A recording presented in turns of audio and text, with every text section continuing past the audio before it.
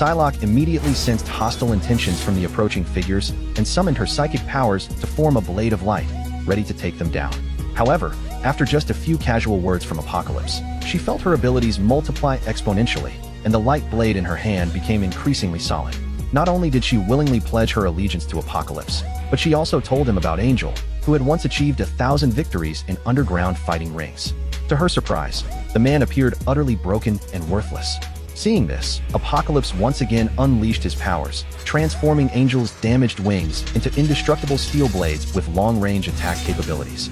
Now only one more horseman remained before Apocalypse could launch his plan to end the world, and he was looking for Magneto. Due to a failed assassination attempt on the president 10 years earlier, Magneto had gone into hiding under a false identity, working as a steelworker and starting a new life. Unfortunately, that day a co-worker's careless mistake caused the steel furnace to tip dangerously, and when the chain snapped, heavy equipment came crashing down. In that critical moment, Magneto instinctively raised his hand and lifted the massive object through the air, saving his colleague. However, despite doing a good deed, he felt extremely anxious about being discovered.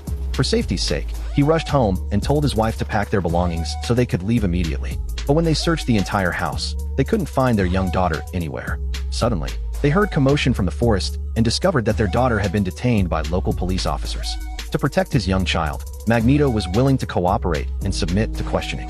But his daughter didn't want him to be taken away, and her sadness gradually turned to anger, causing flocks of birds to circle overhead. It turned out she possessed the ability to communicate with animals, and as her emotions intensified, the birds began attacking uncontrollably. Seeing this, her mother quickly crouched down to comfort her daughter. At that very moment, one of the officers had his attention diverted by the attacking birds and unconsciously released his fully drawn bowstring. The wooden arrow shot forward, piercing straight through both Magneto's wife and daughter. This drove Magneto completely insane. He unleashed his powers and slaughtered every one of them. Afterward, he returned to the steel mill, planning to make the workers who had secretly reported him pay the same price. Henryk, proszę cię, nie rób tego! My name isn't Henryk. My name is Magneto. Just as he was about to strike, a portal suddenly appeared behind him, led by none other than Apocalypse, the world's oldest mutant. Magneto assumed the intruder had come to stop him and immediately issued threats.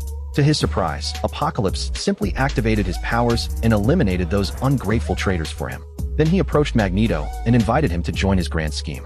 Magneto was completely bewildered, but there seemed to be some kind of magnetic pull about Apocalypse that drew him through the portal to the concentration camp of his past. His mother's screams echoed vividly in his mind, dragging him back into the abyss.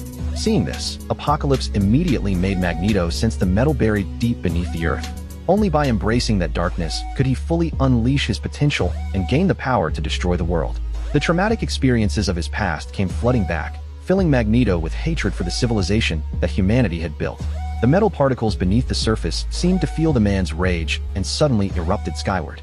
Under Apocalypse's seductive words, the concentration camp was instantly leveled. Magneto had never experienced such overwhelming power, like being reborn. He completely surrendered to the darkness, and he would become the most crucial piece in Apocalypse's plan to reshape civilization.